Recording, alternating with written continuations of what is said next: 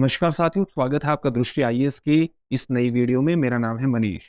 हाल ही में bank of Baroda की एक महत्वपूर्ण रिपोर्ट प्रकाशित हुई है, जिसमें आय के स्तर के आधार पर उत्तर और दक्षिण के राज्यों और साथ ही पूर्व और पश्चिम के राज्यों में एक महत्वपूर्ण अंतर को प्रदर्शित किया गया है। क्या इस अंतर का मतदान पर भी कोई असर रहता है, यानी मतदान करने के तरीके में भी, मतदान करने के पैटर्न पर भी इसका असर दिखाई देता है, जिसका परिणाम हमें चुनाव नतीजों में दिखता है। आज इन फोकस में इस मुद्दे को विस्तार से समझने का प्रयास करेंगे। सबसे पहले देखते हैं कि इस टॉपिक के अंतर्गत हमारी चर्चा के सामान्य पक्ष क्या रहने वाले हैं। सबसे पहले हमने उस खबर को जान लिया है जिसके कारण ये पूरा टॉपिक चर्चा में है। इस खबर को थोड़ा सा और विस्तार में जानने का प्रयास करेंगे। इसके बाद देखेंगे कि इस रिपोर्ट में किस प्रकार से राजकोषीय घाटे, पूंजीगत व्यय और कर राजस्व के बारे में बात की गई है, और साथ ही इस रिपोर्ट में किस आधार पर उत्तर दक्षिण और पूर्व पश्चिम का आय के आधार पर एक विभाजन प्रस्तुत किया गया है, और क्या इस विभाजन का कोई राजनीतिक महत्व है, इस पक्ष को समझने का प्रयास करेंगे। अंत में आपके लिए एक अभ्यास प्रश्न होगा जिसका उत्तर आपको कमेंट बॉक्स में कमेंट करके देना होगा। ये जो पूरा विषय है यूपीएससी की मुख्य परीक्षा के सामान्य अध्ययन प्रश्न पत्र 2 और 3 से जुड़ता है। 2 के गवर्नेंस जैसे खंडों से और 3 के अर्थव्यवस्था जैसे खंडों से जोड़ करके आप इसे देख सकते हैं। हम आगे बढ़े इससे पहले आप हमारे चैनल को सब्सक्राइब जरूर करिए और बेल आइकन दबाइए, ताकि हमारे सभी प्रोग्राम का नोटिफिकेशन आपको मिल सके, उन प्रोग्राम से आप जुड़ सके। साथ ही इन सभी प्रोग्राम की पीडीएफ फाइल आपको इनफोकस दृष्टि आईएएस के टेलीग्राम चैनल पर उपलब्ध कराई जा रही है। डिस्क्रिप्शन में दिए गए लिंक पर जाकर के आप पीडीएफ फाइल डाउनलोड कर सकते हैं। तो सबसे पहले खबर को थोड़ा विस्तार से जानने का प्रयास करते हैं। सार्वजनिक क्षेत्र के बैंक ऑफ बड़ौदा द्वारा एक रिपोर्ट प्रकाशित हुई है, जो वित्त वर्ष 2024 के लिए भारतीय राज्यों के वित्त के बारे में सामान्य तौर से एक विश्लेषण प्रस्तुत करती है। और ये विश्लेषण 3 वेरिएबल्स के आधार पर प्रस्तुत किया गया है, जो राज्य स्तरीय विश्लेषण है, यानी 3 चरों के आधार पर। क्या चर है वे, क्या वेरिएबल्स हैं? ये देखा गया है कि राज्य अपने दम पर कितना पैसा जुटाने में सक्षम है, यानी वो अपने राज्य के अंतर्गत ही कितना कर संग्रह करने में सक्षम है। साथ ही राज्य की उत्पादक क्षमताओं को बढ़ाने के लिए कितना खर्च उनके द्वारा किया जाता है, यानी वो कैपिटल एक्सपेंडिचर कितना करते हैं, सामान्यतः उत्पादक संपत्तियों पर कितना खर्च करते हैं। साथ ही तीसरा वेरिएबल है कि वो बाजार से कितना उधार लेते हैं, यानी अपने राजकोषीय घाटे को पाटने के लिए उनको बाजार से कितना उधार लेना पड़ता है। इसके आधार पर ये पूरा विश्लेषण प्रस्तुत किया गया है। तो जरूरी है कि हम इस रिपोर्ट में इनके राजकोषीय घाटे के बारे में, राज्यों के राजकोषीय घाटे के बारे में, उनके कर संग्रह के बारे में और उसके पूंजीगत व्यय के बारे में क्या बातें कही गई हैं उसके बारे में थोड़ा सा जान लेते हैं। जहां तक हम राजकोषीय घाटे की बात करते हैं, तो राजकोषीय घाटे का अंतर क्या होता है? राज्य के आय और व्यय के अंतर को सामान्य तौर से राजकोषीय घाटे के रूप में अभिव्यक्त किया जाता है, लेकिन आय में जब हम कर राजस्व की बात करते हैं तो उसमें से उधार निकाल दिया जाता है, तभी आपको राजकोषीय घाटे के बारे में जानकारी प्राप्त होती है। रिपोर्ट में सीधे तौर पर कहा गया है कि अधिकांश राज्य अपने राजकोषीय घाटे को अपने बजट के स्तर तक ही सीमित रखने में सक्षम हुए हैं, यानी अपने बजट, जो उनका बजटीय स्तर था उसके भीतर ही सीमित करने में सक्षम हुए हैं। और ये एक महत्वपूर्ण उपलब्धि है, क्योंकि राज्य द्वारा अधिक उधार लेने से केंद्र पर दबाव बढ़ता है, केंद्र को उनकी खर्चों की पूर्ति करनी पड़ती है, जिससे केंद्र की उधारी बढ़ जाती है। और जब केंद्र की उधारी बढ़ जाती है तो जो निजी क्षेत्र की फर्में हैं उनके लिए उधार लेने के लिए कम पैसा बचता है। अगर उनके लिए उधार लेने के लिए कम पैसा बचता है तो जो निवेश योग्य फंड है वो कम हो जाता है, और इसका परिणाम ये होता है कि अलग अलग प्रकार के लोन पर खर्च बढ़ जाता है, उनकी उधार की लागत बढ़ जाती है। जैसे घर और कार लोन लेने पर, साथ ही फैक्ट्री जैसी चीजों पर लोन लेने के लिए या फैक्ट्री लगाने के लिए भी जो लोन लिया जाता है, उन पर भी उधार की जो लागत है वो बढ़ जाती है, जो एक सकारात्मक चीज नहीं है। और इसलिए अगर राज्य अपने बजटीय स्तर के भीतर ही अपने पूरे राजकोषीय घाटे को सीमित करने में सक्षम है, तो एक महत्वपूर्ण उपलब्धि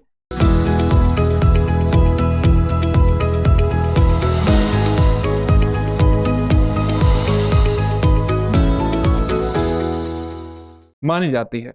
पूंजीगत व्यय के बारे में क्या कहा गया है? पूंजीगत व्यय के बारे में इसने सामान्य तौर से कुछ बातें कही हैं, लेकिन सबसे पहले हम जान लेते हैं कि पूंजीगत व्यय का सामान्य मतलब क्या होता है। पूंजीगत व्यय का मतलब है कि जब राज्य सड़कों और पुल जैसी उत्पादक गतिविधियों पर, इन जैसी निर्माण गतिविधियों पर खर्च करते हैं, और इन पर खर्च करने से क्या होता है? आर्थिक गतिविधियों को बढ़ावा मिलता है। अगर आर्थिक गतिविधियों को बढ़ावा मिलता है तो इस प्रकार से जो राज्य की अर्थव्यवस्था है उसका विस्तार होता है, रोजगार सृजन होता है, उसकी आय भी बढ़ती है नागरिकों की। लेकिन अगर सरकारें अपने राजकोषीय घाटे को पूरा करने के लिए अपने पूंजीगत व्यय में कटौती करेंगी, तो इसका असर क्या होगा? इसका असर इस प्रकार से होगा कि राज्य की अर्थव्यवस्था तेजी से बढ़ने की जो क्षमता है वो कमजोर हो जाएगी, क्योंकि जो खर्च पूंजीगत व्यय जैसे चीजों पर होना था वो राजकोषीय घाटे की पूर्ति पर होने लगता है। इसलिए इसमें एक बैलेंस होना जरूरी है। रिपोर्ट में ये कहा गया है कि राज्य अपने पूंजीगत व्यय बजट का केवल 84% ही वित्त वर्ष 2024 में खर्च कर पाए हैं। वर्ष 2023 से 2024 का जो वित्त वर्ष है, 4 राज्य ऐसे रहे हैं। इसकी एक सामान्य तस्वीर एक आप इस ग्राफ में भी देख सकते हैं। इसमें 4 राज्य ऐसे रहे हैं जैसे उत्तर प्रदेश, तेलंगाना, बिहार और सिक्किम, जिन्होंने या तो अपना पूंजीगत व्यय पूरी तरह से खर्च किया है या उससे भी आगे बढ़ गए हैं। इस प्रकार से आप देख सकते हैं कि यूपी ने अपनी पूंजीगत व्यय का जो खर्च है वो पूरी तरह से 100% पूरा किया है। लेकिन तेलंगाना के संदर्भ में आप देख सकते हैं कि उसने 118% लगभग खर्च किया है, बिहार ने भी 115% खर्च किया है और सिक्किम ने 119% के लगभग खर्च किया है। यानी इतना खर्च किया है जिससे राज्य की जो आर्थिक गतिविधियां हैं वो आगे बढ़ी है, आगे उनका विस्तार हुआ है और लोगों की आय में भी उससे बढ़ोतरी हुई है। लेकिन 3 राज्य ऐसे हैं जैसे पंजाब, छत्तीसगढ़ और नागालैंड, जिन्होंने अपने पूंजीगत व्यय बजट का केवल 50% ही कम खर्च किया है। इस रिपोर्ट में ये बातें कही गई है, यानी वहां पर आर्थिक गतिविधियों का विस्तार कम हुआ होगा निश्चित तौर से। कर राजस्व के बारे में रिपोर्ट में क्या कहा गया है बैंक ऑफ बड़ौदा की? इसमें कहा गया है कि किसी राज्य के कुल कर राजस्व को मोटे तौर पर 2 श्रेणियों में विभाजित किया जा सकता है। प्रथम श्रेणी क्या है? प्रथम श्रेणी है स्वयं का कर राजस्व यानी ओन टैक्स रेवेन्यू, और दूसरा है संघीय करों में उसका कितना हिस्सा है। शोधकर्ताओं ने सीधे तौर पर पाया है कि कुल मिलाकर के जो ओन टैक्स रेवेन्यू है यानी स्वयं का जो कर राजस्व है, राज्यों के कर राजस्व में उसकी लगभग हिस्सेदारी बैठती है 61%, और इस 61% में भी जो सबसे बड़ी हिस्सेदारी है वो जीएसटी संग्रह की है, वस्तु एवं सेवा कर संग्रह की है, और ये हिस्सेदारी लगभग 32% के आसपास बैठती है। उसके बाद उत्पाद शुल्क यानी एक्साइज ड्यूटी और बिक्री कर यानी सेल्स टैक्स की हिस्सेदारी है जो 22% के आसपास है, और स्टाम्प और पंजीकरण की 7% के आसपास हिस्सेदारी है। कुल कर राजस्व में ओटीआर का सबसे अधिक हिस्सा कौन कौन से राज्यों में है? सबसे अधिक हिस्सा ओन टैक्स रिजर्व का, ओन टैक्स रिवेन्यू का सबसे अधिक हिस्सा किसके कर राजस्व में है? तेलंगाना के। कितना है? 82%। इसके बाद हरियाणा का 79% है, कर्नाटका का 78%, केरला का 77%, महाराष्ट्र का 73% और तमिलनाडु का 71% है। तो ये बातें राजकोषीय घाटे के बारे में, पूंजीगत व्यय के बारे में और कर राजस्व के बारे में कही गई है। आप जानते हैं कि जीएसटी जो है वो एक प्रकार का उपभोग कर है। अगर हमें किसी राज्य के प्रति व्यक्ति जीएसटी कर संग्रह का पता चल जाए तो हमें यह पता लग सकता है कि उस राज्य में सामान्य तौर से नागरिक उपभोग पर कितना खर्च करते हैं। उस राज्य में नागरिक उपभोग पर अधिक खर्च करेंगे जिस राज्य के नागरिकों की आय अधिक होगी। यानी सामान्य तौर से हम जीएसटी कर संग्रह को आय के प्रॉक्सी के रूप में यूज कर सकते हैं। वही राज्य उपभोग कर अधिक संग्रह कर सकता है जिस राज्य में खर्च अधिक हो, यानी राज्य के नागरिकों की आय अधिक हो। इस तरह से हम यूज कर सकते हैं।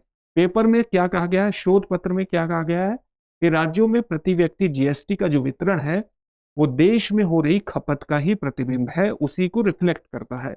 अधिक खपत वाले राज्य जीएसटी और बिक्री कर यानी या उत्पाद शुल्क जैसे उच्च करों का भुगतान करते हैं। जिनमें खपत क्षमता सीमित है, यानी जिन राज्यों में कम खपत हो रही है, उसका सीधा मतलब है कि उन्हें वित्त आयोग के निर्देश के अनुसार केंद्रीय करों के हस्तांतरण पर अधिक ज्यादा से ज्यादा निर्भर रहना पड़ता है, क्योंकि उनकी आय सीमित हो जाती है। अब यहाँ पर एक कंजप्शन पैटर्न दिया गया है प्रति व्यक्ति जीएसटी संग्रह के आधार पर अलग अलग राज्यों का। 25 राज्यों का ये एक आंकड़ा है। 25 राज्यों में इसने एवरेज भी निकाला है कि एवरेज क्या रहा है इन 25 राज्यों का प्रति व्यक्ति जीएसटी संग्रह का। तो एवरेज रहा है 7,029 रुपया प्रति व्यक्ति। जीएसटी संग्रह का जो एवरेज है 25 राज्यों का वो 7,029 रुपया है। और इसके आधार पर एक पैटर्न दिखाई देता है कि उत्तर और दक्षिण और पूर्व और पश्चिम में आय का एक सामान्य तौर से विभाजन रहा है। जैसे किस प्रकार का विभाजन रहा है? उत्तर भारत के जो राज्य हैं वो राष्ट्रीय औसत से काफी नीचे है, यानी प्रति व्यक्ति जीएसटी संग्रह उनमें राष्ट्रीय स्तर से काफी कम है, 7,029 रुपए से कम है। जबकि दक्षिण भारत के जो राज्य हैं उनमें प्रति व्यक्ति जीएसटी संग्रह जो है वो राष्ट्रीय औसत से ऊपर रहा है। जैसे कर्नाटका या तेलंगाना में जो प्रति व्यक्ति जीएसटी का स्तर है वो मध्य प्रदेश और झारखंड से लगभग 3 से 4 गुना ज्यादा है। वहीं अगर हम पूर्व पश्चिम के राज्यों की बात करते हैं तो हमें देखने में आता है कि महाराष्ट्र और गुजरात में जो खपत का स्तर है वो ओडिशा, पश्चिम बंगाल और असम से कहीं ज्यादा देखने को मिलता है, अगर हम प्रति व्यक्ति जीएसटी संग्रह के आधार पर आय को एक प्रॉक्सी के रूप में यूज करते हैं। तो क्या इसका कोई राजनीतिक संकेत भी है, राजनीतिक महत्व भी है? तो इसके आधार पर रिपोर्ट में एक राजनीतिक मानचित्र बनाने का प्रयास किया गया है। क्या कहा गया है रिपोर्ट में कि सामान्य तौर से जो कम उपभोग वाले राज्य हैं, यानी सामान्य तौर से जो गरीब राज्य हैं, वहां पर भाजपा के नेतृत्व वाले राष्ट्रीय जनतांत्रिक गठबंधन की मजबूत स्थिति सामान्य तौर से दिखाई देती है। साथ ही जो कांग्रेस के नेतृत्व वाला इंडिया गठबंधन है उसमें दक्षिण के उच्च उपभोग वाले राज्यों के अंतर्गत उसकी बेहतर स्थिति दिखाई देती है। ये सामान्य तौर से रिपोर्ट में कहा गया है और यहाँ पर इस रिपोर्ट को विश्लेषित करने का कोई भी राजनीतिक अर्थ नहीं है। सामान्य तौर से एक रिपोर्ट के जो निष्कर्ष है उसको बताने का प्रयास किया जा रहा है। हालांकि इसमें कुछ डिविएशन भी अभी आपको देखने को मिलेंगे।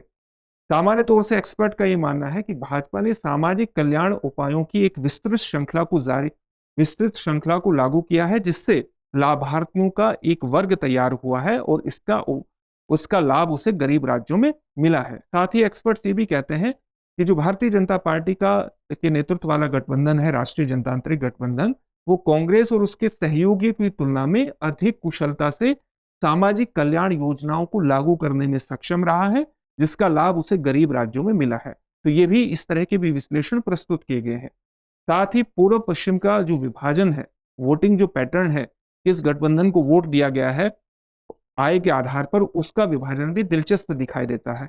यहाँ पर इंडिया गठबंधन और एनडीए की जो स्थिति है वो उत्तर और दक्षिण से उलट जाती है, क्योंकि उत्तर और दक्षिण के मुकाबले पूर्व और पश्चिम में हमें स्थिति देखने में मिलती है कि जो पश्चिम के अधिक आय वाले राज्य हैं वहां पर राष्ट्रीय जनतांत्रिक गठबंधन को अधिक समर्थन मिला है, वो मजबूत स्थिति में रही है सामान्य तौर से।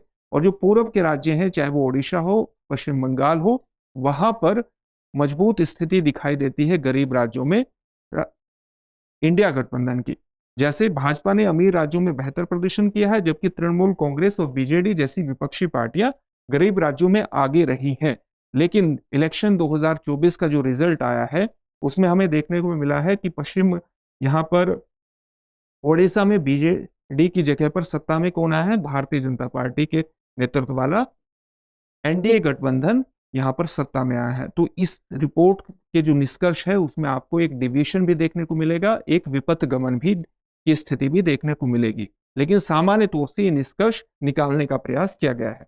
इससे संबंधित एक प्रश्न देखेंगे, लेकिन ये आपके लिए एक सूचना है, और सूचना ये है कि आईएएस मेंस 2024 के लिए दृष्टि संस्थान आपके लिए लाइव ऑनलाइन क्लासेस प्रारंभ कर रहा है 24 जून से। इसमें एडमिशन प्रारंभ हो चुके हैं और अधिक जानकारी के लिए आप इस नंबर पर कॉल कर सकते हैं। आज के प्रश्न को देखते हैं। प्रश्न क्या है? किस राज्य में प्रति व्यक्ति जीएसटी संग्रह सबसे अधिक है? आपके ऑप्शंस हैं सिक्किम, मेघालय, कर्नाटक या मिजोरम। इस प्रश्न का उत्तर आप हमें कमेंट बॉक्स में कमेंट करके जरूर दीजिए। फिर से एक नए सेशन में आपसे मुलाकात होगी। धन्यवाद। डियर व्यूअर्स, अपने एग्जाम की तैयारी को और बेहतर करने के लिए हमारे चैनल को लाइक, शेयर और सब्सक्राइब करना न भूलें।